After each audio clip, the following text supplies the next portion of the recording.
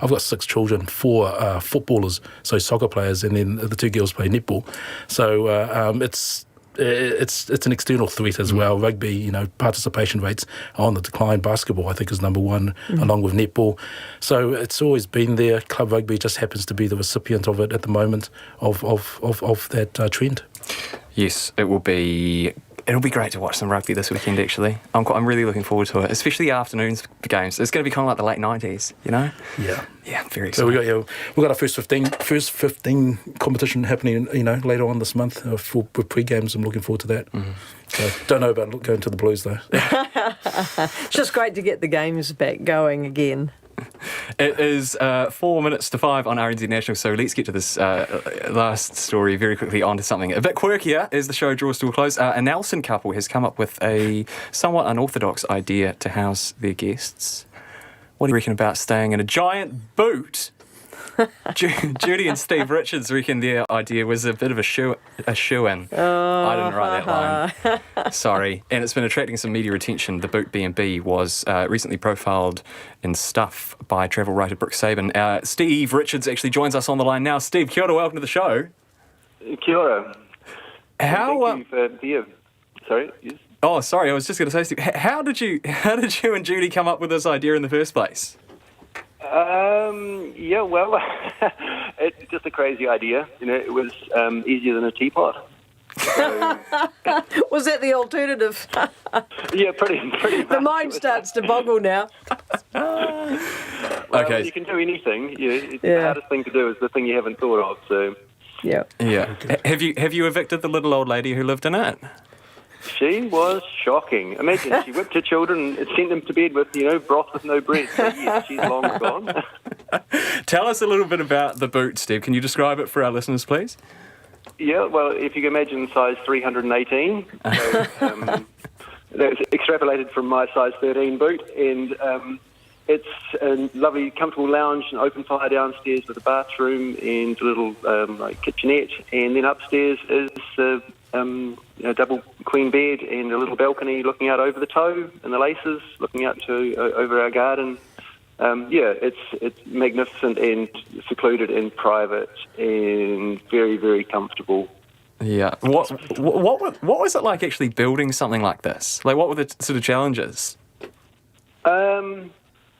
We were incredibly lucky with the Tasman Council. Once we had put in the plans, they said, look, we don't really know about this. Obviously, it was back in the 90s when we were doing it. And they said, just send us an as-built plan. And that really made it possible to make it how we wanted to make it. So, the biggest challenge really was just the time and money. It took about a year to build. Pretty much like building a concrete boat, but then not turning it over. Having ribs and covering it with mesh and then plastering it and insulating it so it was only process. Once you thought of it, then it's just doing it, really. Great stuff. Excellent. Well, people can check it out on Stuff. Steve Richards, thanks very much for joining us. Thank you very much. And that is just about the end of our show today. Do you reckon you guys would like to spend a night in a boot? What do you think? I think it'd be I'd give it a go. I'll give it a go, but also I challenge him to create one that is a teapot. Yeah. Great. Peter Father, Leonie Freeman, thank you very much. It's been really fun having you on. It's great to be here. Thanks. Wallace Chapman's back tomorrow. You've been listening to The Panel. Checkpoint is up next. Thanks for listening.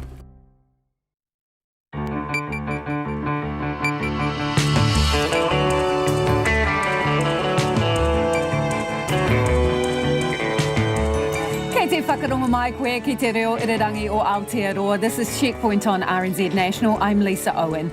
E haere aki nei, staff and visitors at rest homes are confirmed as the source of their COVID outbreaks. It's the same job and the same qualifications, but nursing in rest home pays much less than hospitals. We ask why. Justice advocates are appalled armed police teams attended call-outs to deal with 12-year-old kids, a number of them Māori.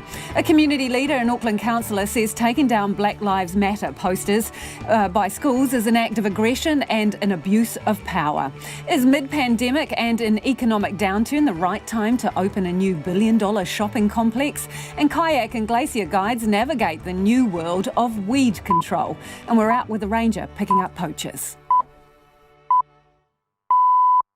RNZ News at 5. Kia ora, ko Susana Leātawa tēnei. An independent review of COVID-19 clusters in rest homes has revealed some facilities were ill-prepared and there was little comprehension of the risk posed by the virus. 16 of the 22 coronavirus deaths were rest home patients. The Ministry of Health report shows that there was a shortage of personal protection equipment for staff, who also suffered considerable stress from longer working hours, isolation from their families and sometimes threats of eviction. It says some of the rest homes took too long to recognise they had an outbreak, so the virus spread more quickly. In response to the report, the Chief Executive of the Aged Care Association, Simon Wallace, says the sector did its best. We are well prepared ordinarily for things like norovirus and flu, and COVID-19 was certainly a step up. So I think what we've learnt are some nuances, and those are the things that we've got to take into the future.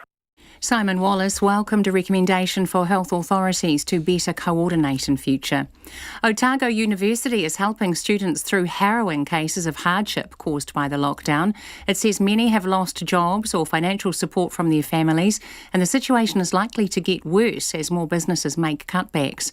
It says it's allocated 345 grants totalling more than $650,000 from a support fund created specifically because of the pandemic. The $1.5 million fund has doubled to $3 million thanks to donations from the public and support from the government. Special quarantine hostels and repatriation flights direct from Hawke's Bay to Pacific countries are being considered to get 1,700 stranded seasonal workers home. Civil Defence Hawke's Bay says increasing numbers of foreigners are seeking emergency help, including backpackers, students and seasonal workers. Gary Jones from the local seasonal labour group says they're in talks with government agencies to turn worker hostels into quarantine facilities. We could quarantine for 2 weeks here on shore, and ensuring that after a test that we would charter a flight directly out of Hawke's Bay. Air New Zealand's indicated they'd support us to transfer those workers through an international hub, and that we would take a whole plane load that have been pre-quarantined into the Pacific. Gary Jones says many Pacific Island nations are very nervous about these workers bringing COVID-19 home and want reassurance their plan is safe before agreeing to it. About 140 jobs are on the line at Vodafone. The telecommunications company says the pandemic has had a significant financial impact on business, including reduced roaming and retail revenue and increased costs due to giving away free data during the lockdown. Vodafone did not apply for the wage subsidy because it did not meet the 30% revenue reduction threshold. The Children's Commissioner is disturbed to hear armed response teams were used to deal with 12-year-old children. Police data shows the armed units were called out to deal with 8 12-year-olds over their 6-month trial, most of them Māori. None of the children had firearms, but some did have weapons. Judge Andrew Beecroft says it's heavy-handed and inappropriate. We can be quite clear. An armed response for children in the circumstances that have been outlined to me in particular is wholly inappropriate and never acceptable. Judge Beecroft says police should be building trust with young people, not creating traumatic events with them. The organising committee for the Tokyo Olympic Games, which have been delayed till next year due to the coronavirus pandemic, say the event may be held on a smaller scale. Our correspondent Grace Lee reports. It's not clear yet what a simpler Olympics would look like, but as a start, organisers say they're planning to reduce the total number of participants. About 200 proposals to simplify the Games are being considered, according to IOC President Thomas Bach. That includes potentially socially distanced athlete locker rooms and no visitors in the athletes' village. The question of attendance by spectators remains up in the air. The IOC plans to hold a virtual meeting on July 17th, where they'll further discuss more concrete plans. Grace Lee, Tokyo. It's 4.5 minutes past 5. The Chiefs coach Warren Gatland has sprung a selection surprise for Saturday's Super Rugby Aotearoa opener against the Highlanders in Dunedin. Rookie Caleb Trask will start at first 5 with former All Black Aaron Cruden on the bench. Loose forward Lachlan Boshier will play his 50th game for the Chiefs, with All Black captain Sam Cane sidelined with a sore back. Aaron Cruden only resumed training last week after an injury layoff, and Gatland says Caleb Trask deserves his chance. Aaron came in with a tight calf. Look, he's 100% fit and he's available, but it just gives us a great chance to start Caleb. He's been training for the whole time, and then we've got the experience of Aaron coming off the bench. The Chiefs coach Warren Gatland. The Highlanders have named debutants Sam Gilbert and Vilimoni Koroi in their matchday 23. Josh Ioane starts at first five, with Mitch Hunt reverting to fullback. The Warriors will have to contend with Jason Taumalolo on Friday night, with the Star Cowboys forward cleared of knee bruising for the NRL clash in Gosford. That's the news. What price of life? He didn't deserve to die over $20. I'm asking you, is that what a black man is worth? $20? Questions about the use of less lethal options. These are being launched in the crowds. One guy lost his eyeball. Another girl suffered an orbital bone fracture. She said part of her sinus was fractured. And can they be used here, and if so, when? I can't ever imagine a situation where something like this would be appropriate for crowd control. Tactics under fire. Morning Report, weekdays from 6 on air and online. Now the short forecast from Met Service to midnight tomorrow. Northland to Waikato, also Coromandel Peninsula. Cloudy periods, isolated showers mainly in the west. Bay of Plenty, Gisborne and Hawke's Bay. Generally fine, but rain in Hawke's Bay and Gisborne tomorrow evening. Waitomo to Horowhenua, including Central High Country. Cloudy periods and isolated showers. However, rain developing late tomorrow afternoon or evening. For Kapiti, Wellington and Wairarapa, also Nelson and Marlborough. Mainly fine tonight. Rain for a time late tomorrow morning or afternoon, then isolated showers. Canterbury, cloudy tonight, scattered showers tomorrow. Bulla, Westland and Fiordland showers. Rain spreading north tonight and tomorrow morning, possibly heavy and thundery at times. Southland and Otago, cloud increasing, rain tonight, turning to showers overnight with snow lowering to 700 metres for a time, gradually easing tomorrow. Chatham Islands, a few showers tonight, turning to rain for a time tomorrow. RNZ National, it's 7 minutes past 5. Thanks, Susanna. This is Checkpoint and I'm Lisa Owen.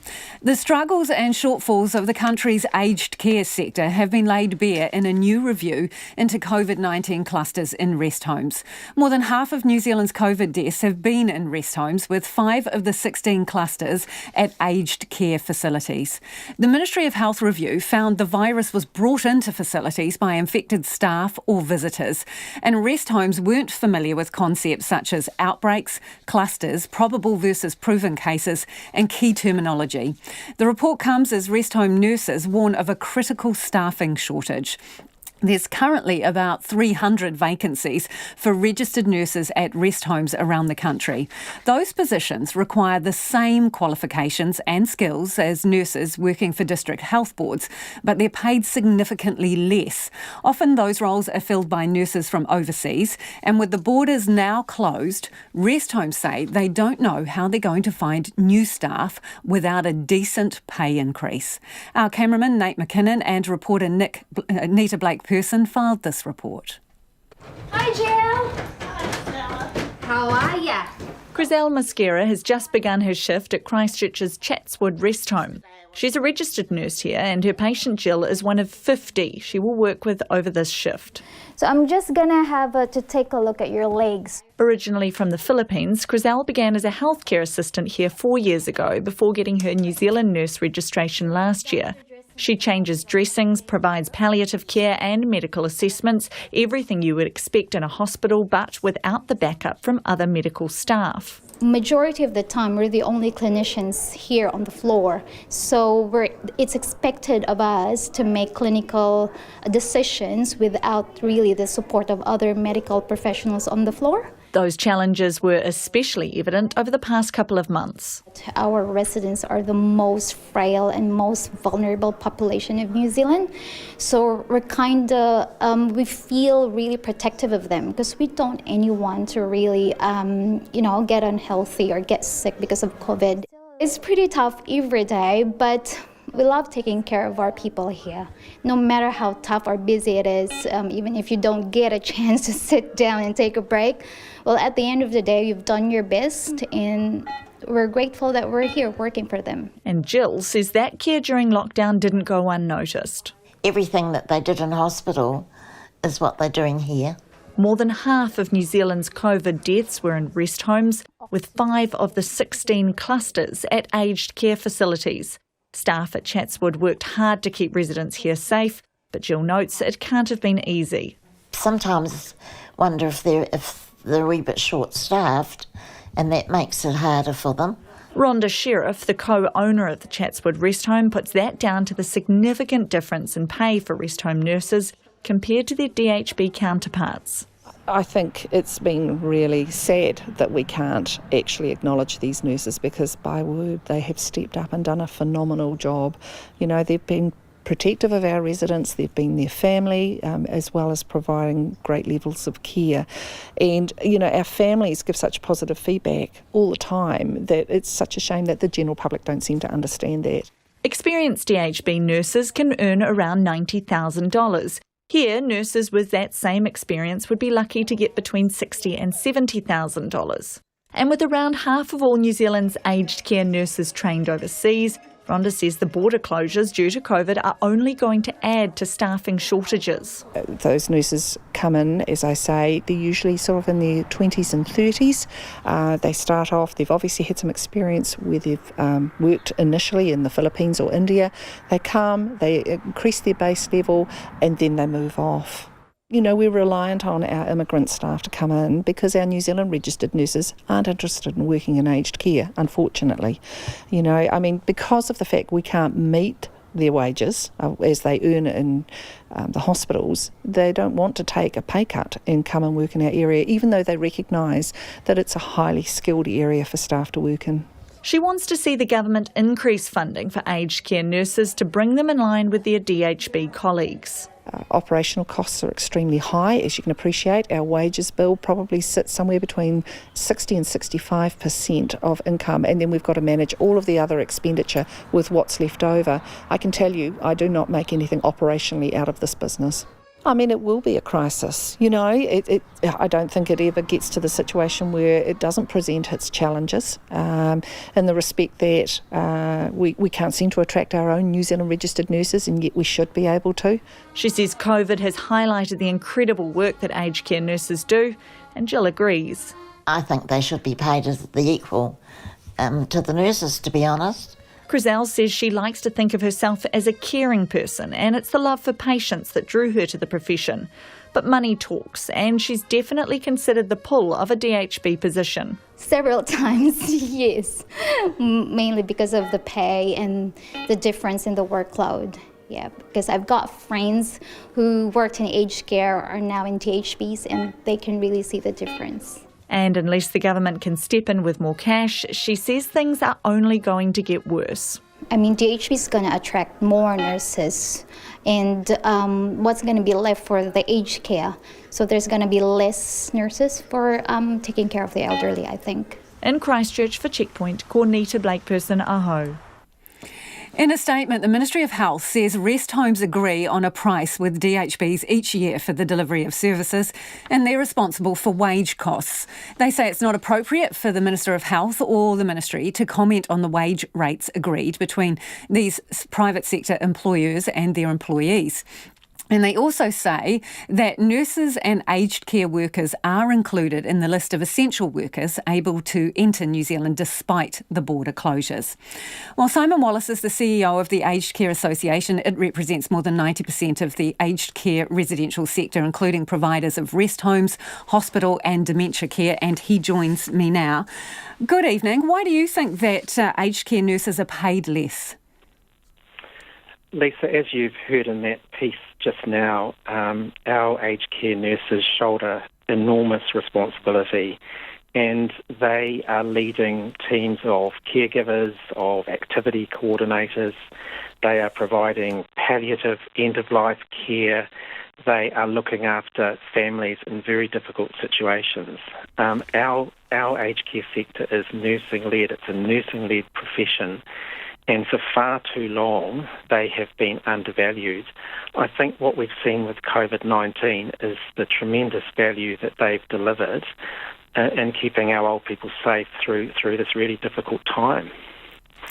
The thing is, though, as in that statement provided, you're basically paid, well, the aged care sector basically gets bulk funding via an agreement with the DHBs, and then it's up to the providers to do the negotiations with their employees, nurses, directly. So, I mean, is it a second tier of workers, well, by the industry's own creation?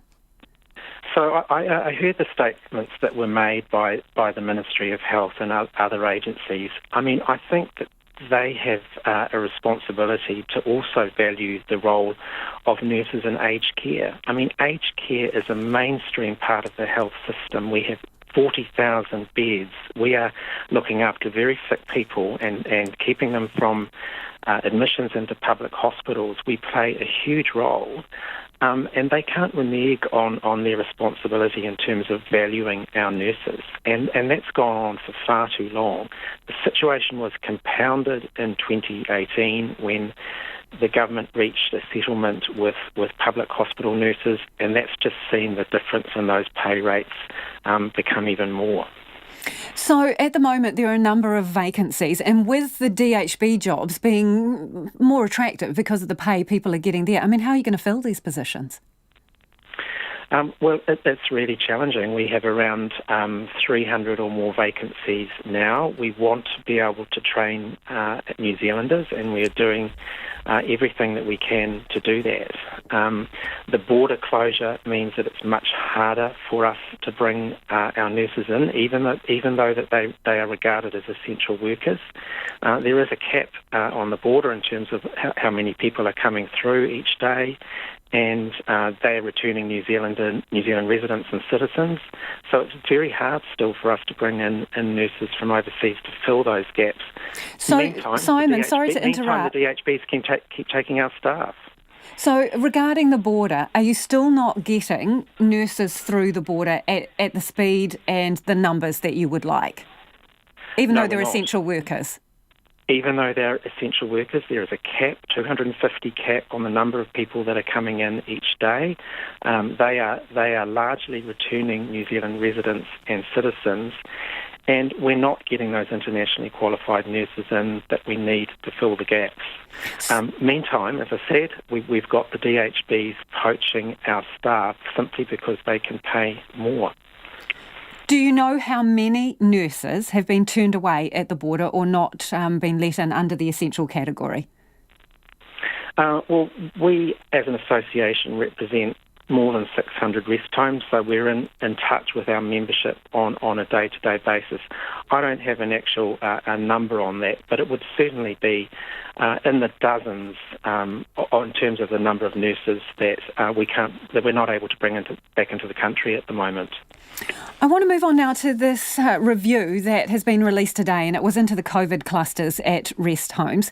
Did they need to do a review into aged care to tell you that you need a national outbreak management policy and basically a pandemic guidebook or handbook? Because those are the things you were telling this program that you needed at the beginning of March. And I remember talking with you, Lisa, back on the 3rd of March, and the Aged Care Association called out the government, the DHBs and the Ministry for not engaging with us. So what this report does is simply reiterate the things that we were calling for then, which is a national plan, which is around access to PPE, which is around the pandemic planning. So you're right, there's nothing new in this report. But having said that, we will engage with the ministry, we will engage with the DHBs, and we'll do that from tomorrow. So did they simply ignore your concerns and are only now, reinforcing the concerns now that their experts have brought up the same things? Well, you know how long it took for us to get a response from the health authorities in terms of issues like PPE, for instance. And we agitated through a lot of March to get that equipment. So I think there are learnings for all of us. I'm not saying that the rest home sector is beyond reproach. There are definitely learnings in there for us, but equally there are learnings for the public health agencies, and we actually want to be able to work with them collectively so that we're even better prepared next time. I mean, we've had 39 cases of resident infections amongst 36,000 residents. Sadly, there have been some deaths, but on the whole, the aged residential care sector has done a really good job in managing COVID in New Zealand. So what is the principal lesson that you take away from this? Because the report does say that few facilities had fully comprehended the impact of a probable case on the facility. That's in terms of staffing, that some took too long to recognise an outbreak, and that concepts like outbreaks, clusters, probable versus proven cases was concepts that were not widely understood among some aged care facilities. Isn't that some basic stuff that you should have got right too? Well, I think it's basic stuff that some of the public health agencies should have communicated better as well. And I think that we are a sector that is an acute health environment, and we're run by professional nurses. We have pandemic plans in place. We have plans in place for norovirus and influenza. So this is nothing new for us, Lisa. Did you get enough help then? It took us a huge effort. We would admit it took us a huge effort early on. We had to call the government out early. And even this report identifies the fact that health agencies had a priority on tertiary, on public hospitals first. And that shouldn't have been the case when we are a mainstream part of the health sector.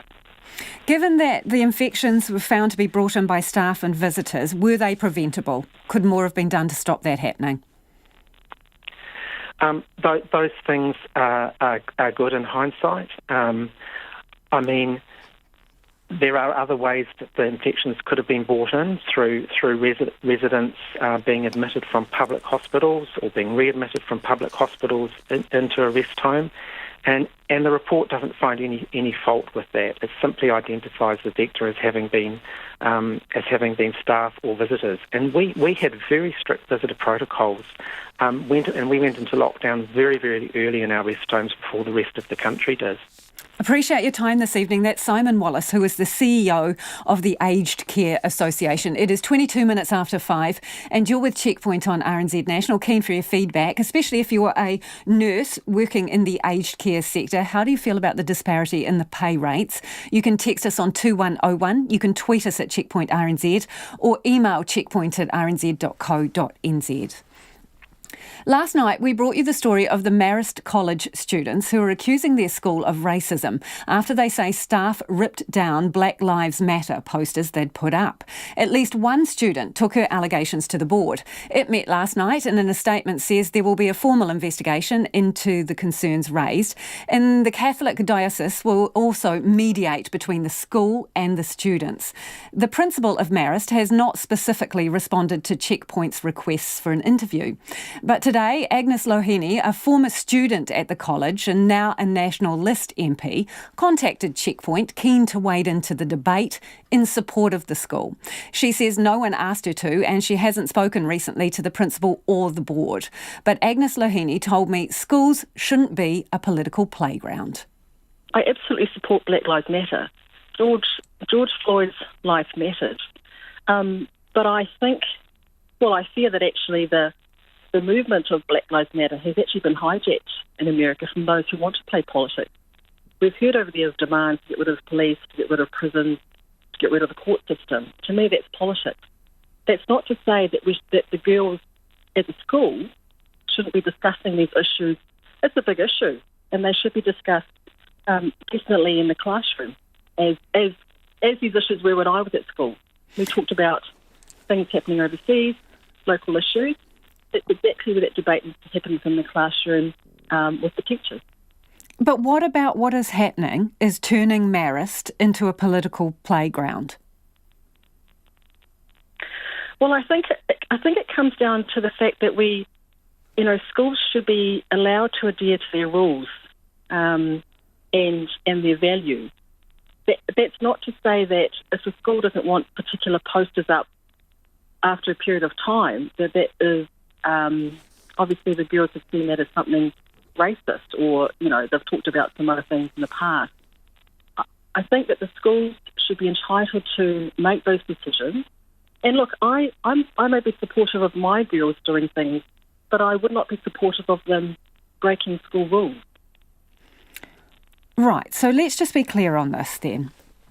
Are you suggesting that putting up the posters broke the school rules, and so that the young woman involved here should just sit by and say nothing about racism in order to be in alignment with the rules of the school? No, I'm not saying that. The posters were up for a week. How do you know that, Agnes? How do you know that the posters, who's told you this? Because you said that you've read some of the material about what's gone on. Who are you talking to at the school? Who's telling you this? Well, I understand the posters were up for a week. How do you know that? And, well, I know someone from the school. Have you been speaking to the principal or teachers? I'm not going to give who I was speaking to. My understanding is the posters were up for a week. Okay, well, Agnes, I'm sorry to interrupt, but it's really important because I'm trying to understand why you were speaking out now. And in order to do that, I need to know what conversations you've had with people at the school, like principals. I'm speaking out. This is the school that I went to. It's a school where me, as a brown-skinned person, was encouraged to look across at international events to debate these issues. But absolutely, I felt no racism at all towards me at the school. This is the school that supported my endeavours in terms of my Polynesian background, being in the Polynesian group for years. It's a school that supported me to travel to Germany. It's a school that supported me to get the senior chemistry prize. It's a school that supported me to get the pathway to being a chemical engineer. So you were at the school 30 years ago, though, weren't you, Agnes? Yes, I was. And that's Agnes Lohini. But Pacifica community leader and Auckland councillor Efeso Collins says taking down the posters was an act of aggression and an abuse of power. Today he tweeted in support of the students, saying teachers aren't the sole source of knowledge and power. I spoke to him earlier and asked him to explain what he meant. I see it as an abuse of teacher power because the teachers know that students have very few, they have a low confidence level when it comes to recourse. And so if a teacher was to go and rip down a sign or say something to you directly or indirectly, that means that your views don't matter, that you're actually inferior. A student's going to be very nervous about having some recourse and coming back to you on that. And that's why I think it shows the teacher and student imbalance. It's a really poor way to approach a relationship. So what should they have done then, if not take the posters down? Yeah, they should have reached out to the students. They should have asked them, look, if you're calling for a meeting, if you want to have some kind of assembly about this issue, let's understand why. And this isn't the case that's been taken. I used to teach teacher education at the University of Auckland and at Laidlaw College. And any Freirean thinker who wrote books like Pedagogy of the Oppressed will know that students are often seen as passive receptors of information. And so the abuse of power is when Efeso, the teacher, comes along and says, well, you just receive the information, you receive how I treat you, and you've got no way to come back on it. That's not how we conduct ourselves anymore. We've got to create safe learning environments where people feel they can have a cordial or a conversation, and that's not what's been going on here. In my view, it's a clear abuse of teacher position. What about rules, though, Efeso? What about rules and asking permission to do things? And I'm not suggesting that these kids didn't ask permission, but a lot of people are getting in touch saying, well, were they allowed to put the posters up on the walls? Did they have permission? Does any of that matter? Yeah, it does matter, and I'm sure that the students who would have been involved would know that there are rules related to how they put things up on a general bulletin board at a school.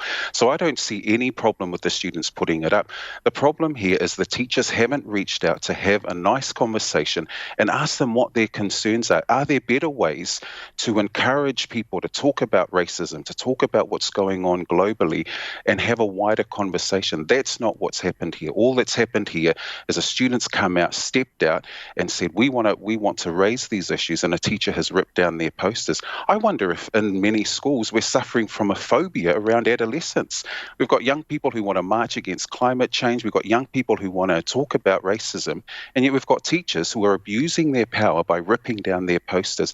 The clear message from that is those students' ideas are inferior to the teacher. Or are those ideas scary to teachers? Because Marist is not the only school that is involved in controversy over the Black Lives Matter movement. Is it that it's controversial, too hard basket, so let's pretend it's not happening? I think that might be what it is. Anyone who's talked about media studies, social studies or history will know that there are some really challenging topics that you have to confront. My wife used to be a social studies teacher, and for a long time people didn't want to know about the Mau, where New Zealand police shot dead 11 of our people back in 1929. A lot of our teachers think, oh, that's too hard. We don't want to confront those issues. But anyone who does social studies will know that those are important issues that we need to discuss. If we approach education from a socially just perspective, then we're all able to have honest, mature conversations. You don't have honest, mature conversations by ripping down other people's posters. That's not your property. You shouldn't be ripping it down. Maybe the next discussion is how you treat other people's property. Fessel, some people listening to this are going to go, well, the teacher is in charge. It's only a poster. They have the right to pull it down. The same way the student has the right to put it up. And what we need now is a mature teacher who's going to walk alongside the students and say, let's have a discussion, rather than go out and just pull down a poster, which is a pretty aggressive act. We've got to remember that that's a pretty aggressive act. That's somebody else's poster. My guess is there was no profanity on that poster. There was nothing aggressive about that poster. It was a desire to have a discussion about these issues. The teacher needs to reach out to the students and ask them, can we have a discussion? In fact, you could really build some really good schooling curricula out of these activities and what's going on at the moment. So yeah, we've often seen schools as the teacher is in charge. What we want is a much fairer approach to education. The teacher doesn't know everything. They're not the sole source of all knowledge. You gather knowledge, you garner knowledge by being able to share ideas. You and I are sharing ideas at the moment. You don't know more than me the same way I don't know more than you, so we respectfully have a conversation, and that's what needs to happen in this instance. So do you know Agnes Lohini, who's the National MP? Yes, we went to university together. Oh, interesting, because she says that school is not the place for politics. Oh, well, for someone who's a politician herself, I would disagree personally. I have a lot of respect for Agnes, but I disagree with that comment, because what you want in a school is the ability to have wide conversations. We all know in any workplace there is politics. We know on the sports field there's politics. So I think that's a very narrow definition of what politics is. This is about how we treat, how we robustly approach different ideas. You know, some people may have been offended and said, well, I don't want a Black Lives Matter poster up. I want an All Lives Matter poster up. Well, that's the best place to have that discussion. But just ripping down someone's poster is clearly someone saying to somebody else who's in a teacher position that your ideas aren't welcome here, that my ideas are better than yours, you're inferior, and so there's no room for the discussion. I'm glad the school is now reaching out to both the students and some of their whānau to have this talk, but it shouldn't have happened the way it did. And that is Fessel Collins. And Checkpoint approached the Auckland Catholic Diocese for comment. Its Vicar of Education, Catherine Ryan, says they wish to support the students and staff in resolving the current issues. She says until they have had the opportunity to listen to the concerns raised, it's not appropriate for her to comment.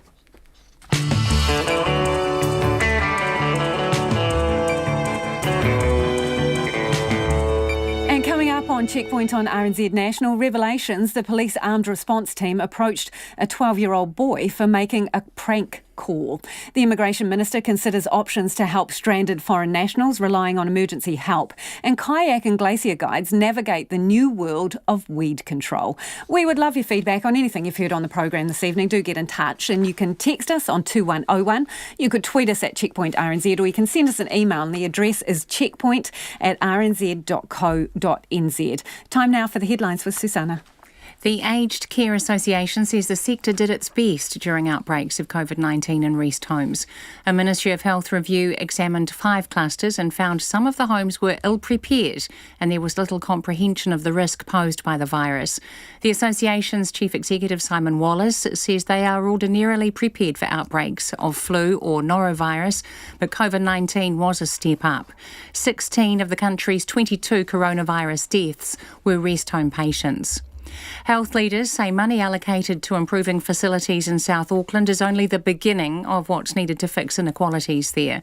The government has allocated $211 million from the past 2 years' budgets for new operating theatres and equipment for County's Manukau District Health Board. The DHB says the money will help with decongestion at Middlemore Hospital, but much more is needed for South Aucklanders who often wait too long for care. The Children's Commissioner says he was disturbed to hear armed response teams were used to deal with 12-year-old children during their 6-month trial. None of the children had firearms, but some did have weapons. Judge Andrew Beecroft says an armed response for children is wholly inappropriate and never acceptable. The Immigration Minister says the government is discussing options to help stranded foreign nationals.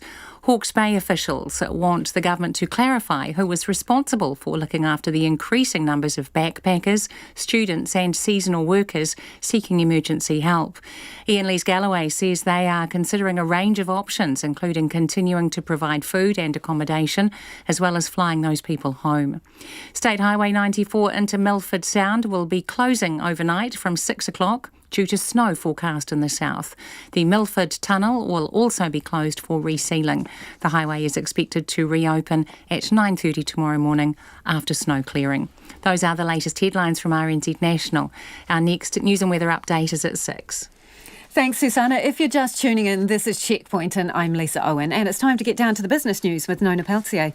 Nona, interesting developments with the media company NZME. So the chair of the board is gone, resigned, or something else? I think it's a kind of a mix.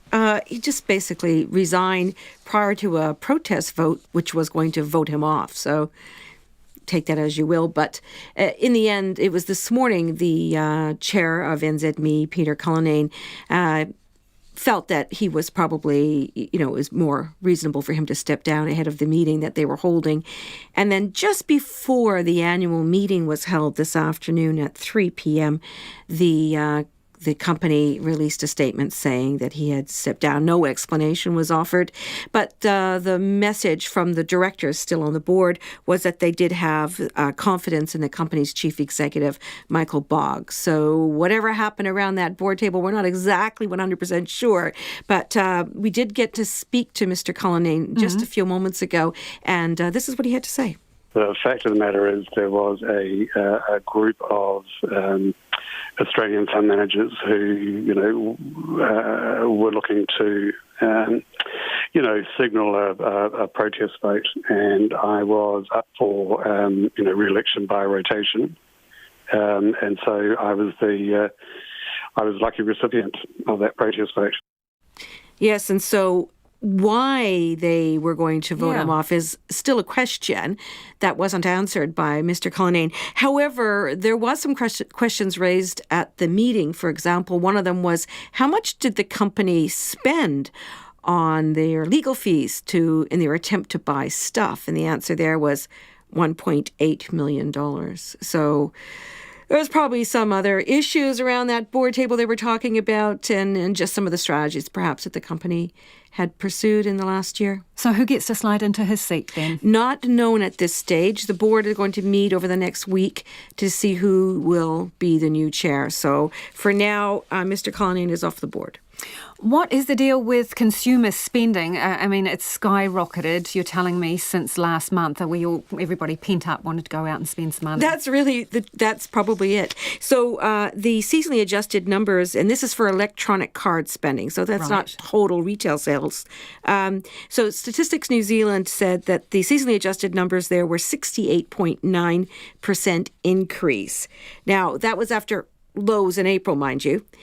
Never mind, though, people did spend a total of $5.3 billion on their cards last month.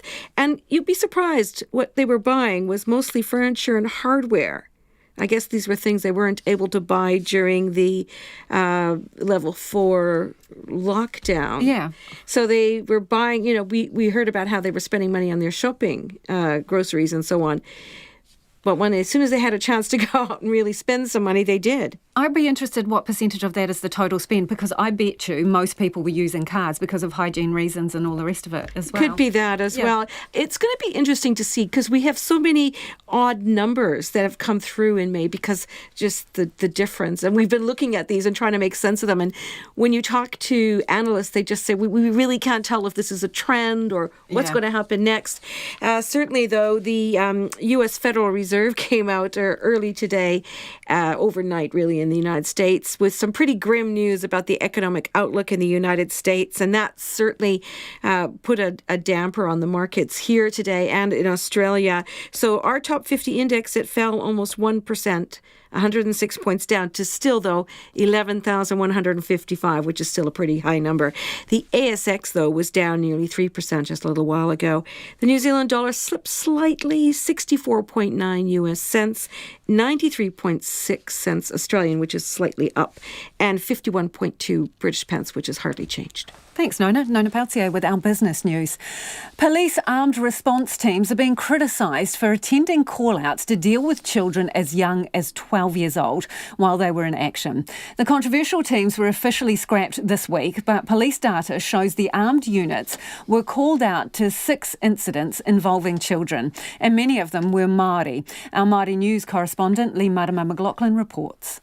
During the 6-month trial, the armed response teams were called out to deal with several children. All up, armed officers dealt with 8 12-year-olds in 6 incidents. 7 of them were Māori, and the other's ethnicity was unknown. Almost all of the incidents took place in Hamilton. Lady Tudeiti Moxon runs a major Māori health service there, and she's disgusted. Often it's been said that armed defender squads target Māori, but targeting young Māori, targeting our youth, is just not on. It's absolutely appalling. And the worst of it is that we think that was okay, or someone thought it was okay. Well, it's just not okay. None of the 12-year-olds had firearms, but 3 of them were listed as having a weapon, only identified as cutting, stabbing or striking. Armed officers were called to deal with a child over assault, theft and willful damage. And one Māori 12-year-old was approached by the squad for using a phone for fictitious purposes. The Children's Commissioner, Judge Andrew Beecroft, says it's overkill. We can be quite clear. An armed response for children in the circumstances that have been outlined to me in particular is wholly inappropriate and never acceptable. In one of the incidents, 2 12-year-olds were part of a group of 9 teenagers out at night in Hamilton. The armed officers were called in to see them about willful damage and burglary to the value of under $500. Justice Advocate Julia Waiporti says things should have been handled differently. Showing up with armed weapons is provocative and can escalate the situation. We need de-escalated practices. We need community responses, which actually the more effective response is not a blue uniform. Judge Beecroft says it would only be in extreme circumstances that armed police should deal with children.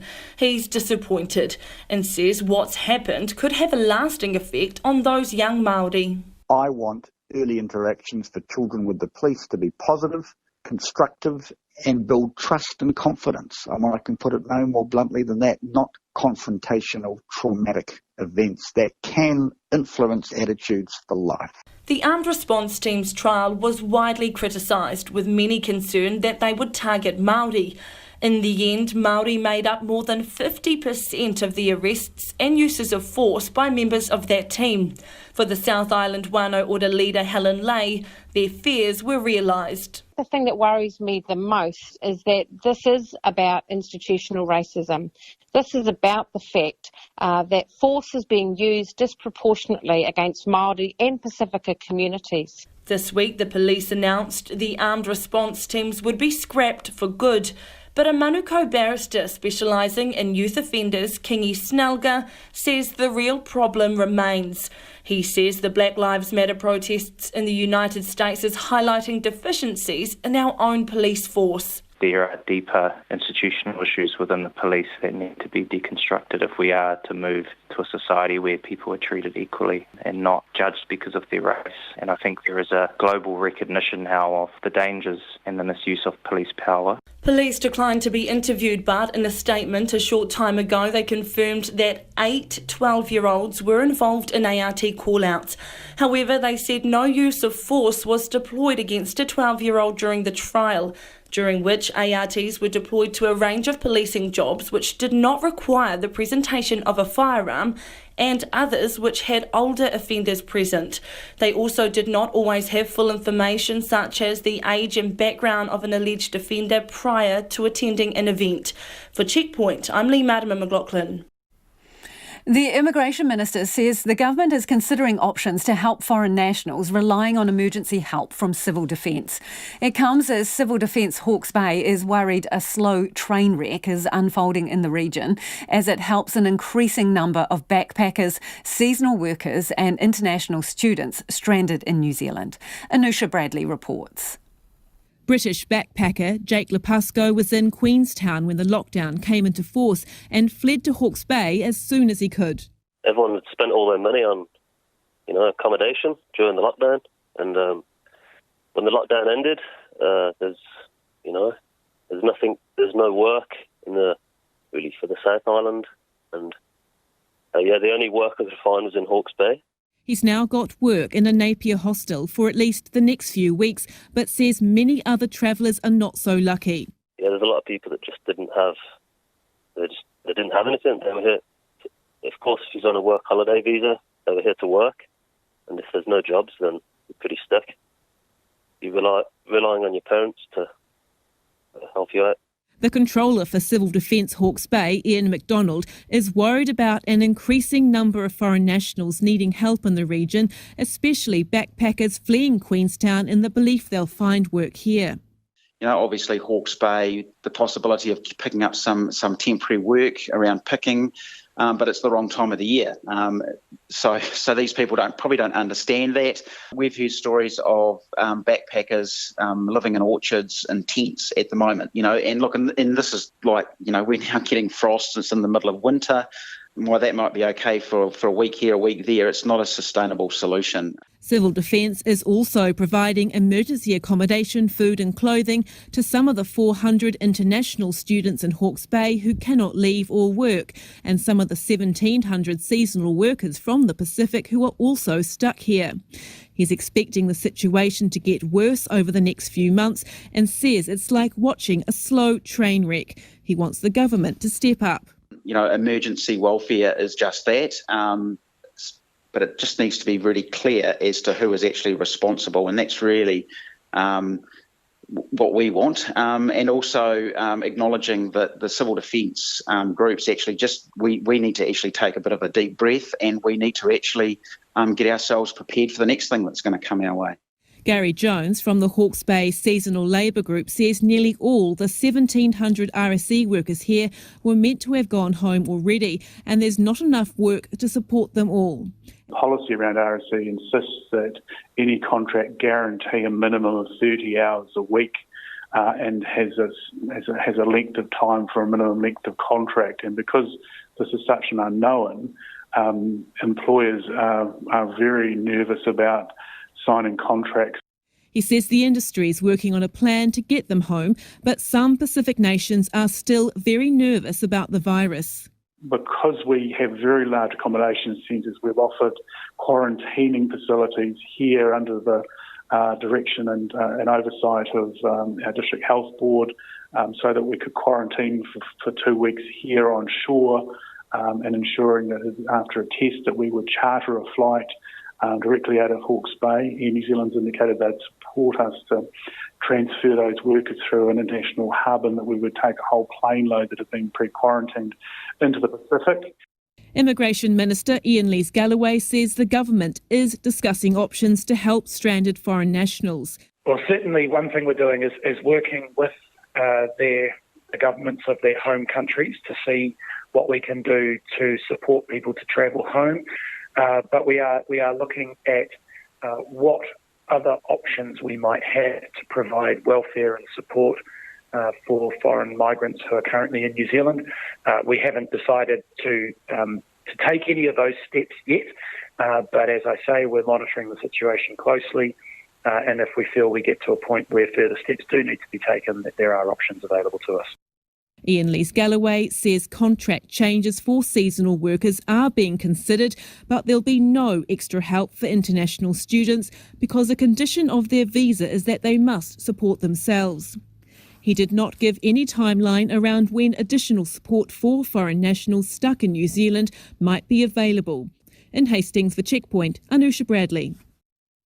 It is 11 minutes to 6. I'm Lisa Owen and you're with Checkpoint on RNZ National. Keep your feedback coming. We're getting a lot of it on the issue of Black Lives Matter and the controversy at Marist College. We'll get to some of that shortly, but you can text us on 2101, tweet us at Checkpoint RNZ or email checkpoint@rnz.co.nz. Kayak and glacier guides are turning their hand to clearing the country of wilding pines. It's all part of a $1 billion government program to get those laid off due to COVID-19 back into work. So far, the Department of Conservation has rescued 340 former hospitality and tourism workers from the dole queue and put them to work doing much needed pest control and track maintenance. Wilding pines are at the top of the hit list in the Craigieburn Forest Park. The trees shade out native tussock and manuka and smother the habitat relied on by native birds and insects. Conan Young and cameraman Nathan McKinnon headed into the mountains west of Christchurch, where the battle against the poisonous pines is in full swing.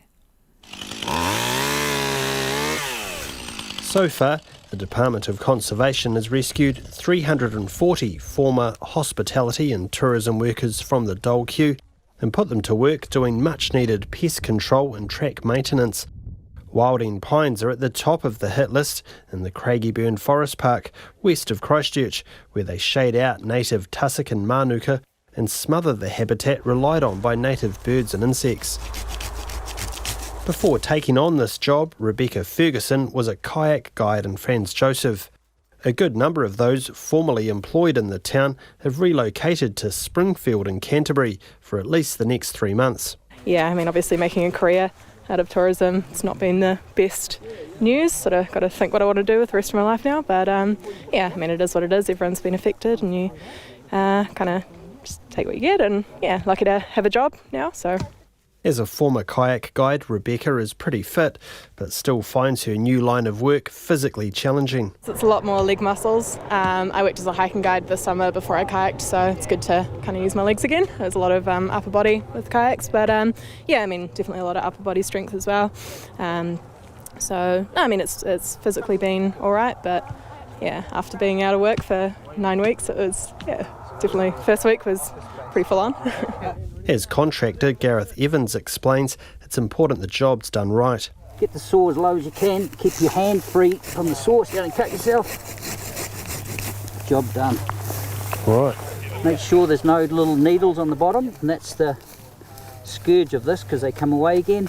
And the finishing touch, pop that lid off, bit of the glue on the top so they can't come away, you've killed the tree. Gareth agrees to let me have a crack at it, but not before ensuring I have the right tools for the job. I have brought my own gardening gloves. I don't know if they're quite up to the job. Pitiful? Yeah. Okay, no, all right. We'll trade up. There all right. you go. How's excellent. that? These look much more professional. There we go. Excellent. So I'm hoping to follow Gareth's instructions to the letter. Going to cut it nice and low. Right. Alan Tinnerley from MPI says the job of eradicating wilding pines has been ongoing for close to 20 years. He says the extra help on offer from former tourism and hospitality workers this year will enable a big push to happen that could finally turn the tide in the battle against this pernicious pest. The original tree, it seeds, we get the next one and then probably the next one, and then 9 years we get the last one, and hopefully that will take it out. So it's not an easy program. Minister of Conservation Eugenie Sage was on hand today to thank her department's latest recruits. She says they're a perfect fit for the job. Taking out conifers is hard work, whether it's with loppers or if you've got a chainsaw. Long days in the field, but doing really valuable work. It's tiring, but it's enormously satisfying. It's like weeding on a giant scale. Eugenie Sage says it's hoped 11,000 jobs will be created helping to clean up the outdoors over the next 4 years, with $1.1 billion set aside to make it happen.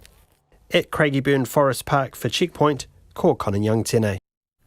And if you were listening to that one on the radio, we will put the video up on our Facebook page so you can check out the work being done there. A brand new shopping centre opened for business in Auckland today, with hordes of shoppers flocking for some post-lockdown retail therapy. Commercial Bay is right next to the Britomart train station in downtown Auckland. The opening of the $1 billion development has been pushed back twice over recent months, but after a shaky start, store owners are excited to finally welcome customers. Our cameraman Dan Cook and reporter Katie Doyle went along to Commercial Bay for the grand opening. Retailers at Auckland's swanky new Commercial Bay say they're hopeful for the future, despite fears people won't want to whip out their credit cards after COVID-19. The new $1 billion development opened today, showcasing 120 retail options, including 27 names and the outdoor brand Edmund Hillary. I think we see a bit of a shift from the research we've done in the way that people are shopping. So kind of people are buying to last, buying local, a lot of people wanting to support New Zealand brands. So we're hopeful that we can be part of that going forward. That's Claire Hall-Taylor from Edmund Hillary, which specialises in outdoor apparel, inspired by its namesake. She says it's a good day. Just so excited to be here. It's been such a long process, but it's an amazing centre, and Edmund Hillary are thrilled to be part of it. The road here has been a rocky one for Commercial Bay. Its first opening day last September was pushed back due to construction delays, and its second by the lockdown. All up, it's been a 3-year journey for Mike Murphy from Kokako, who has opened a coffee bar. Mr Murphy says he's lucky the building's landlords, Precinct, have been understanding of the financial strain facing retailers in Commercial Bay. It's been a challenge, I'll be honest, and we've definitely had to be creative in how we fund everything. But Precinct, our landlord, have been very accommodating and very understanding of everything that all tenants are going through and the delays. And obviously when you're ready to open just before the level 4 shutdown or the lockdown, that was really challenging. But thankfully we had the wage subsidy, so we're able to hire our team and we're able to keep them on, and now they're all here ready to serve coffee. Kate Jarrett from the hair salon Loxie's says today has been surreal, exciting, terrifying and emotional. But she says things could have been very different with a different landlord. We've had rent being pushed out a wee bit further, which is fantastic, so we're not financially worse off, to be able to be open later. And we've had just immense support from them in terms of fit-out costs and things like that. But everybody's agreements were different, so that was just something that we negotiated. The Prime Minister, Jacinda Ardern, joined shoppers for today's opening. She gave a nod to the local stores opening their doors. The fact that you have showcased New Zealand stores, connected that back to the history of Auckland CBD, I think captures some of what's so important to us as people, acknowledging our history, that this has a long history, this place, but also that we do want to support our local innovators, designers, retailers. And you've given us an opportunity to do that and to showcase that. Also at the opening was a triumphant Mayor of Auckland, Phil Goff. He admits it will take time for people to come back to the city centre, but he's confident Commercial Bay will have shoppers flocking in. We've got tens of thousands of people now living in this area, in the city centre, so they are the people that will be enjoying the facilities, the bars, the cafes, the restaurants, etc. And I think it'll be a special place to come and eat, it'll be a special place to come and shop, and I think at this time, creating jobs, attracting people back into the city, the timing is fantastic. Mr Goff says he hopes leeway is given to all people experiencing extra financial pressure due to COVID-19. But he says council won't be offering rates relief to places like Commercial Bay. I think with a development of this scale, probably not. I think our maximum rate rebate will be up to $20,000. Now, for the residential property, that sounds like a huge amount. Most of us only pay $2,000 or $3,000 in rates. And for a lot of small businesses, rates postponement will be helpful. But for really big properties, I guess we're looking to people to stand on their own feet at that level. So, standing on its own 2 feet, Commercial Bay is now open for Auckland to enjoy. For Checkpoint, Katie Doyle. A lot of you have been getting in touch about the Black Lives Matter issue and the controversy at Marist College. Here's a sampling. This person says, I've got full sympathy for the Black Lives movement in the US, and I think if schools were more like political playgrounds, our youth engagement with politics would be much better than it is. However, I do wonder why students decided to pick social issues from the other side of the world to focus on. Brown Lives Matter and the inequalities of New Zealand society would hit a bit closer to home. An ex-teacher's got in touch to say, I spent 30 years teaching social studies and history in high school. I'm horrified that any teaching staff would take down posters from a wall on any issue that students wanted to raise. On the other side of the coin, though, this person says, I agree with the List MP, that is Agnes Loheni.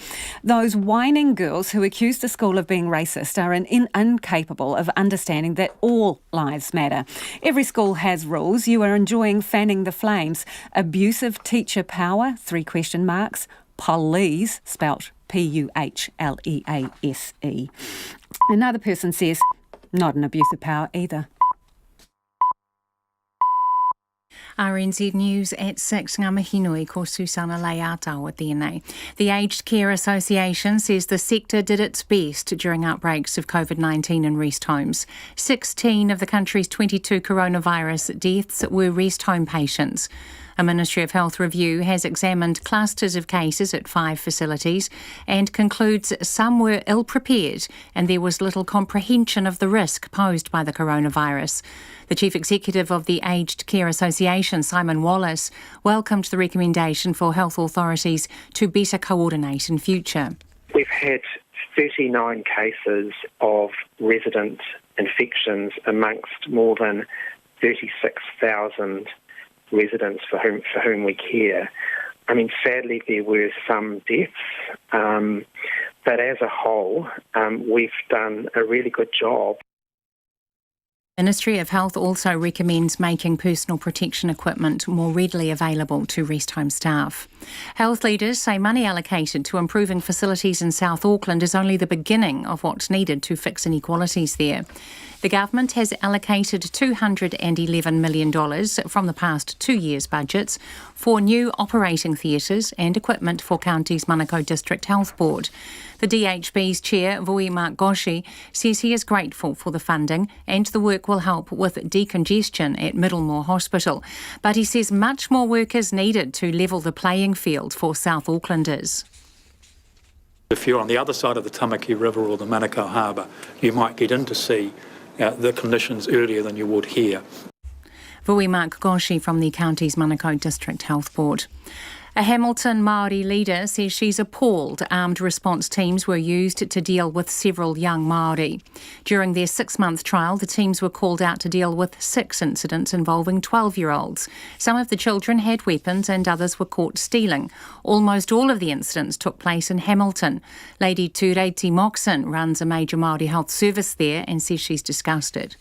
Often it's been said that armed defender squads target Māori, but targeting young Māori, targeting our youth, is just not on. It's absolutely appalling. And the worst of it is that we think that was okay. Or someone thought it was okay.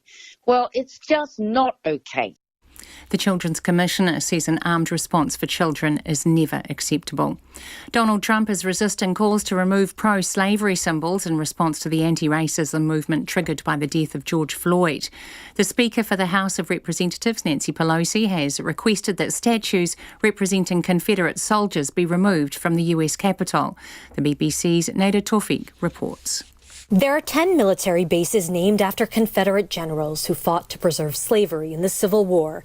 The authority for changing that rests with the military. But the White House spokesperson, Kayleigh McEnany, says the president would veto the annual National Defense Authorization Act if it mandated changing the name of the bases.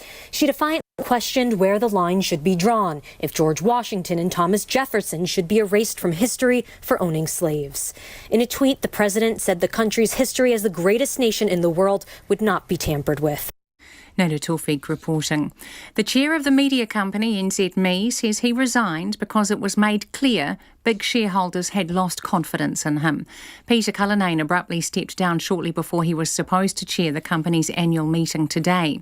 NZME's independent director Carol Campbell chaired the meeting instead. Mr Cullinane says he was made aware that there was opposition mounting against his reappointment as a protest about the company's low share price. I was aware that there was a significant block of votes out of Australia that were against me, and in my view, it's better not to chair a meeting knowing you don't have the support of the significant shareholders.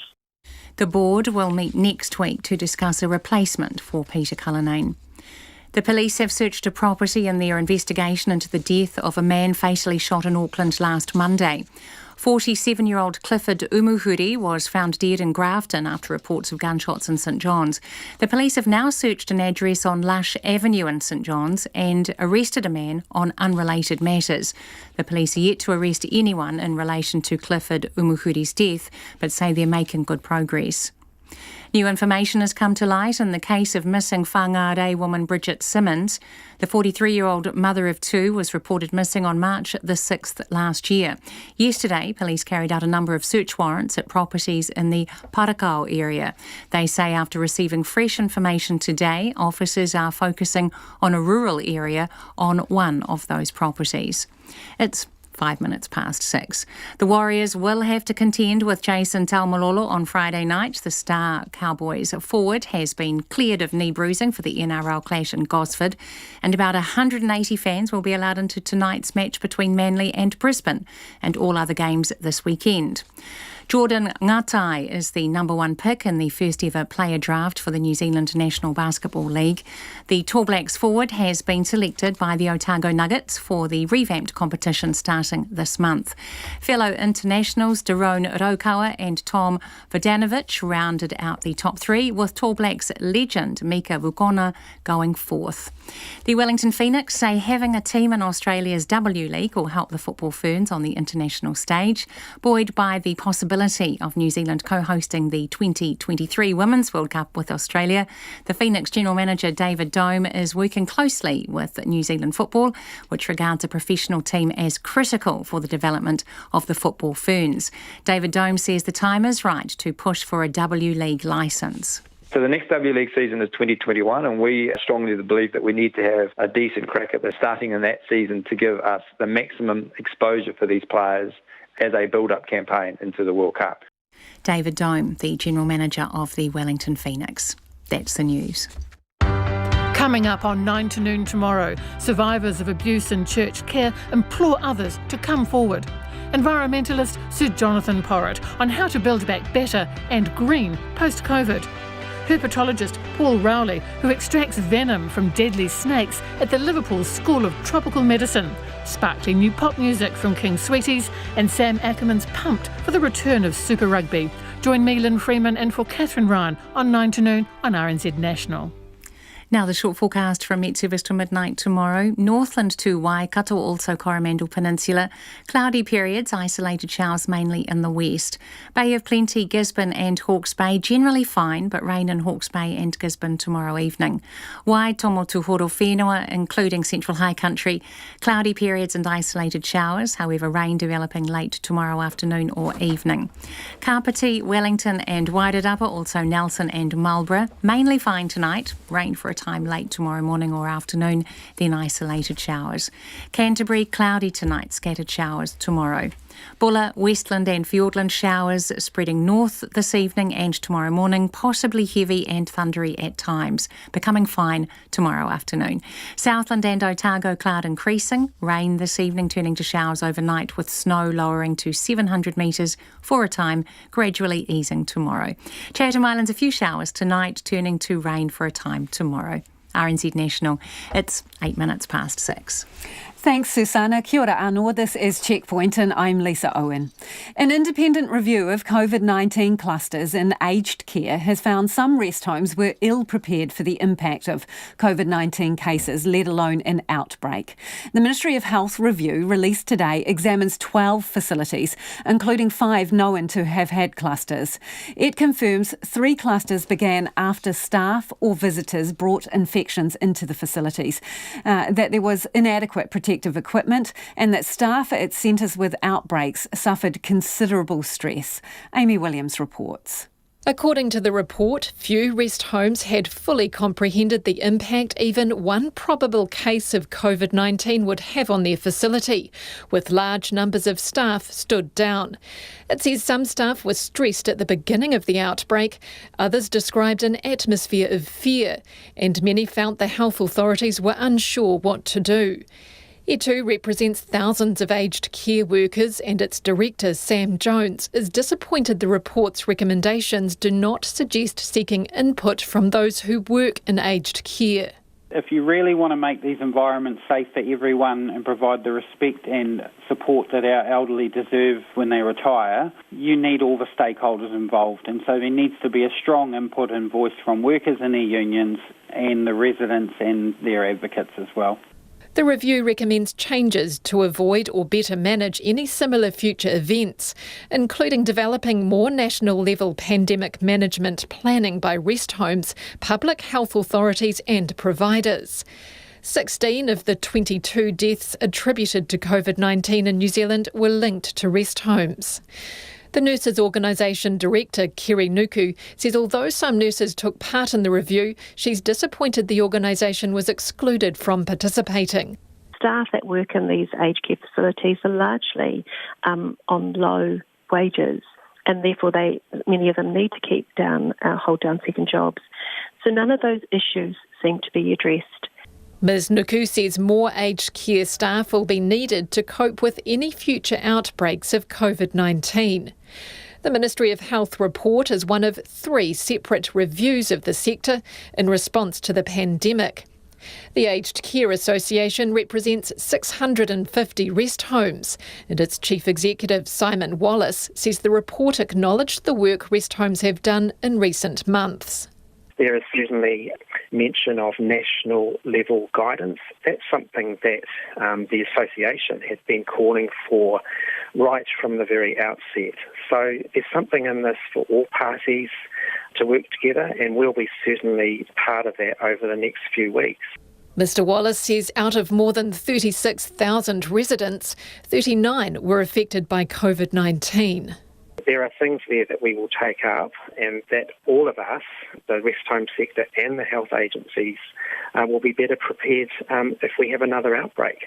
Mr Wallace says overall the aged care sector did its best given the unprecedented nature of the pandemic and will work with the ministry to put the recommendations in place. For Checkpoint, Amy Williams. The government's allocated $200 million to improve healthcare in South Auckland, but health leaders say it's only the beginning of what's needed. The Prime Minister Jacinda Ardern and Health Minister David Clark announced the funding at the Manukau Super Clinic, which carries out a lot of the region's outpatient appointments. But even they acknowledged much more is needed to get the system there into shape. Health correspondent Rowan Quinn reports. Counties Manukau struggled for years to keep up with the health needs of its population of more than 500,000, with high rates of poverty and obesity making the care more complex. The money will go towards 4 new operating theatres for elective surgery and more space and equipment to help with diagnoses. The DHB's chair, Vui Mark Goshi, says it's about helping to level the playing field. If you're on the other side of the Tamaki River or the Manukau Harbour, you might get in to see the clinicians earlier than you would here. Long waiting lists at the DHB were further set back by the resources needed to care for victims of the White Island eruption and more recently COVID-19. The Prime Minister Jacinda Ardern thanked the small number of staff gathered for the announcement, noting many of them had come back from leave to help in those crises. We haven't always done the best we can in making sure we overcome those health inequalities. The hard-working, dedicated staff here, you deserve fit-for-purpose modern facilities to deliver the care that you wish to provide your communities, and we need to do better in supporting you in that work. Last year, 35 South Auckland women had their breast cancer diagnoses delayed because of long waiting lists for the breast service. And patients on dialysis are often crowded into wards, some of which are in dire need of an upgrade. The money will help create more space for both.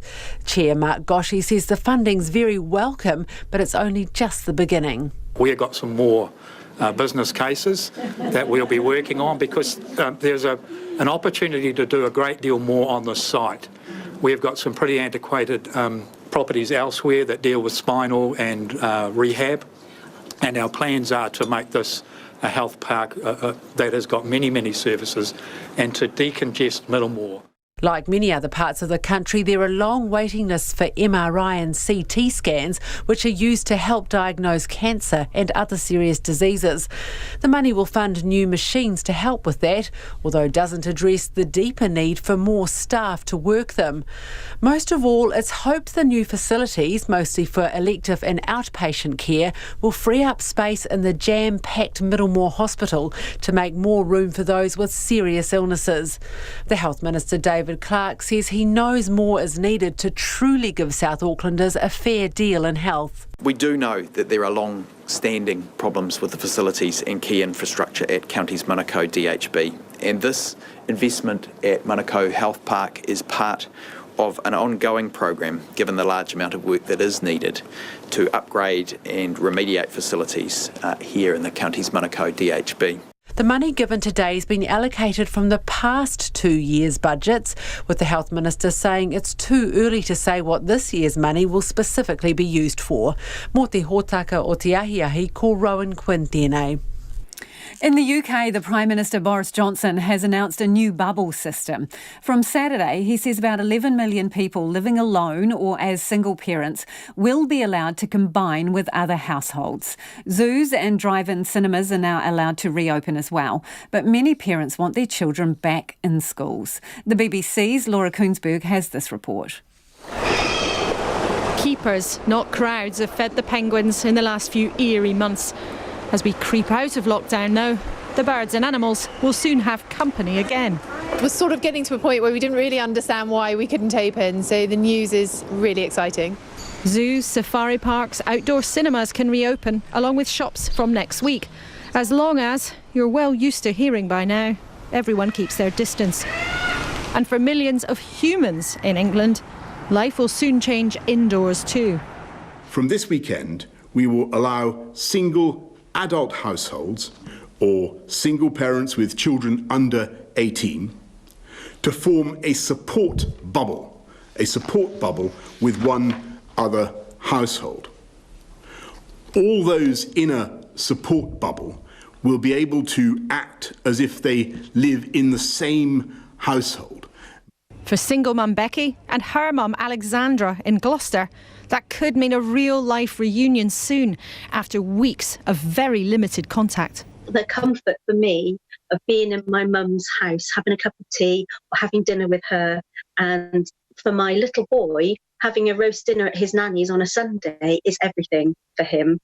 So we will, I can't wait to be able to do that. How, as Prime Minister, have you allowed a situation to arise where a child can go and look at lions at the zoo, a single relative will now be able to go and have Sunday dinner with their family, but in many situations that same child might not be able to go back to school until September? We would like to be in a position where we could have got those, the remainder of primary back for a couple of weeks before the summer holidays. We wanted to do that if that was going to be possible. Clearly, we've got it right down, but it's not quite down far enough to change the social distancing measures that we have in our schools. Labour claims Boris Johnson just is not taking proper control. Drive-in cinemas, safari parks and zoos can open, and yet we can't get more children back into school. That is really a disgrace, and the government have been asleep on the wheel. So government need to do much more to ensure that our young people can get back into school, and that will also help their parents get back to work. That report from the BBC's Laura Koonsberg. A spate of alleged illegal fishing near Wellington post-lockdown has kept Department of Conservation staff and coast watchers busy over the past few weeks. There are 2 marine reserves in the Wellington region, Taputirangi Marine Reserve along the south coast and Kapiti Marine Reserve by Kapiti Island. Monitoring these is the responsibility of Marine Reserve Ranger Leon Berard, and he's been in this role for 2 seasons so far. Our reporter Logan Church and cameraman Dom Thomas were invited to join one of Leon's shore patrols, and they filed this report. Taputirangi Marine Reserve sits nestled along Wellington's southern coastline. Its shore lined with rock pools under the steely gaze of Taputirangi Island. It's at the confluence of a few major currents, so we get species here that would typically only be further south or further north. And of course with Cook Strait just here, there's quite strong currents that come through as well, and lead that to being quite a unique environment. We've got the typical commercial species or recreational species, blue cod, crayfish, power, quite popular, lots of kinna, which are the popular ones with divers on either side of the reserve. But this reserve is also a key place for species like that to breed up, and then they spill out outside the reserve. That's Marine Reserve Ranger Leon Berard. He's back out on the job as locals return to the rugged coastline post-lockdown. Last summer saw 14 warning letters issued for people illegally fishing in this marine reserve as well as up north around Kapiti Island. Much of Leon's job involves scouring the water edge where fishing tools might be hidden behind large rocks, or educating those that might be considering breaking the rules or aren't even aware of them. One of the main reasons offenders give for illegally fishing here is simply not knowing about the reserve. So over lockdown, DOC began installing new signs at Taputirangi Marine Reserve that break away from the traditional green and gold DOC signs that dot New Zealand. Some of the new signs look like large diamond yellow roadwork signs. It's a new trial to see if they can help nip illegal fishing in the bud. We tend to get quite a few call-outs here. Taputirangi Island is just there, and there's a nice channel through there. People like to come down on the rocks and fish off there. I say like to, but we have a few call-outs for that. So yeah, this was an obvious spot, and there's a car park here, so it's just matching where people are likely to go with where a sign is. So the old sign was just on the other side of the bush. But it was more logical to move it here. So just little changes like that can have a big impact on how effective they are. Since lockdown ended, Leon's seen people flock back to the reserves. But that has also resulted in catching a spike of people breaking the rules, especially up around Kapiti Island. I think it's the perfect storm. If there's been good weather, people have been catching up with their mates they haven't seen for a while. So we've been quite busy up there, especially on the weekends. We've spoken to around 20 people across 5 different boats that have been inadvertently fishing in the reserve. So all these will go to my manager and then the legal team just to make sure that they're consistent across the country, and then we treat each one on a case-by-case basis and go from there as what our actions are. A webcam network on Kapiti Island, founded by community group Guardians of Kapiti Marine Reserve, helps DOC staff keep an eye on the waters when their one patrol boat, based further south in Mana, isn't there. The group's chairperson, Ben Knight, says he's also seen people breaking the rules post-lockdown. We were out there on the first day after the level 3, which switched to level 2, and what we did see was vessels fishing in the reserve, and we also saw the Department of Conservation patrol boat approaching those vessels and speaking with them. So I'm not surprised, I'm disappointed but not surprised to hear that there's been a reasonably large number of incidents of suspicious activity or illegal fishing in Kapiti Marine Reserve and Taputirangi Marine Reserve since lockdown. A lot of people are keen to get out, obviously, and perhaps in their rush to get out there and reacquaint themselves with kai moana, they just have perhaps forgotten the importance of these marine protected areas and the role that we all play in observing the boundaries, observing the rules and looking after these beautiful places. The Guardians group are also hoping to expand their webcam network further onto a new site on Kapiti Island, helped by a $30,000 grant they've just received. That's been really, really awesome to get that support from a local donor to roll out the final phase of the webcam monitoring program. So the webcams provide this live feed. You can see what's happening out on the water, and The Department of Conservation accesses those live feeds, so it enables them to see what's happening and then direct their compliance effort to the areas that have the most need. So it's a really smart way to do marine reserve compliance moving forward. For Checkpoint, Logan Church. And that video from Logan will go up on our web page if you want to check out the pictures. It is 23 minutes after 6 and you're with Checkpoint on RNZ National. The brother of George Floyd has urged the US Congress to ensure he didn't die at the hands of police in vain. Philonise Floyd called on lawmakers in Washington to make meaningful reforms and said he hoped change would follow around the world. The BBC's Aleem Makbul reports. Less than 24 hours ago, Philonise Floyd, in the light suit, buried his brother in Texas. Mr. Floyd, what do you hope to tell the committee today? Justice for George. Today he came to Washington to plead with politicians to ensure that George wasn't killed in vain. His kids had to watch the video. It just hurt. It's a lot of people with a lot of pain. My family, they just cry every day and just ask why. He pleaded for his life. He said he couldn't breathe. Nobody cared, nobody. It was all part of an emotional hearing about what changes need to be made to police practices. Some forces, like the one in Minneapolis where George Floyd was killed, say they're going to reform anyway, but acknowledge training can't solve all their ills. I've struggled with, when I watched that video, that I did not see humanity. I did not see humanity. And arguably a lack of humanity has been displayed by many police over the last 2 weeks. But it's clear not all officers are going to welcome change. This isn't stained by someone in Minneapolis. It's still got a shine on it. And so do theirs. So do theirs. Stop treating us like animals and thugs and start treating us with some respect. The officers involved. Back on Capitol Hill was powerful testimony from the sister of an officer who was shot dead in violence on the streets 2 weeks ago. My brother wore a uniform, and he wore that uniform proudly. I'm wondering, where is the outrage for a fallen officer that also happens to be African American? The pain being felt by so many here is raw, but there are no easy solutions. The BBC's Aleem Makbul there. Streaming services around the world are reassessing their content in the wake of the protests against racism.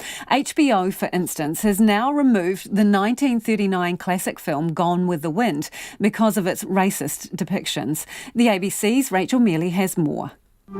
Just hold on and suck in. It's a US Civil War epic. Gone with the Wind won 10 Oscars in 1939 and was hailed as a cinematic masterpiece. And I ain't aiming for you to go to Mr. John Wilkins's and eat like a field hand and gobble like a hog. Fiddle-dee-dee. But John Ridley, who wrote the screenplay for the film 12 Years a Slave, has made the case for Gone with the Wind to be removed from streaming services. He argues the film employs the most painful stereotypes of African American people and glorifies a pre-Civil War America where black slavery was entrenched. HBO was the first to respond, announcing it would take down the film from its library and return it in the future, along with warnings and a discussion of its historical context. Bruce Isaacs is an Associate Professor of Film Studies at the University of Sydney. The reason HBO are pulling it is it's obviously a cultural time. We are in the middle of a huge debate around cultural representation and race relations in the States. So it is an incendiary work. As much as it was Golden Age Hollywood, it is still an incendiary work. He says the film has courted controversy for many years. Gone with the Wind was viewed initially by many critics as a kind of celebration of the legacy and the mythology of the Deep South and the great sort of values of the South in America.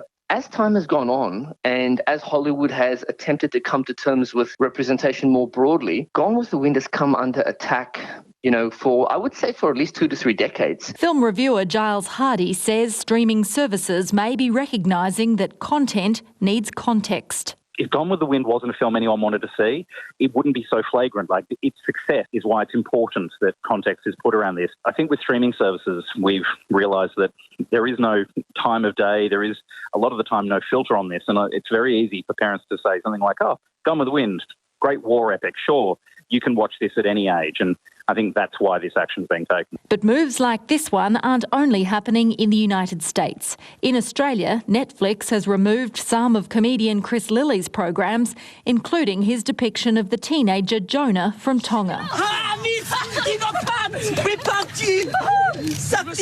And in the UK, the BBC has removed a skit from the programme Little Britain, which shows a white comedian wearing black makeup. Life bubbles. Hello, baby. So nice to meet you. Associate Professor Isaacs says it's a tipping point for modern culture. Just before we go, some news from the East Coast. Heavy winds have delayed the launch of Rocket Lab's 12th mission tonight. Now, if you're watching us, these are pictures from YouTube, and they're from Mahia Peninsula, where the rocket was supposed to launch at 5:15 this evening. You can see a sort of white and black rocket against a pitch black sky there, with some kind of, I don't know, fumes or whatever gas coming off it. Looks like it's almost ready to go. The Electron rocket is carrying payloads to orbit from NASA, the National Reconnaissance Office, and the University of New South Wales. It's dubbed Don't Stop Me Now, and the mission is named after the favourite Queen song of board member Scott Smith, who passed away in February. Now, takeoff was supposed to happen in March, late March, but that was delayed due to the pandemic. It looks like the mission is a go. If when you leave us you want to get online, I think, I'll just check with Calvin, our director, it's 3.5 minutes before it is set to take off, sitting there against the black night sky. Might want to check it out. That is all we've got time for this evening. Thanks for joining us and for all your feedback. First up, we'll be with you first thing tomorrow morning, followed by Morning Report. We will catch you again tomorrow.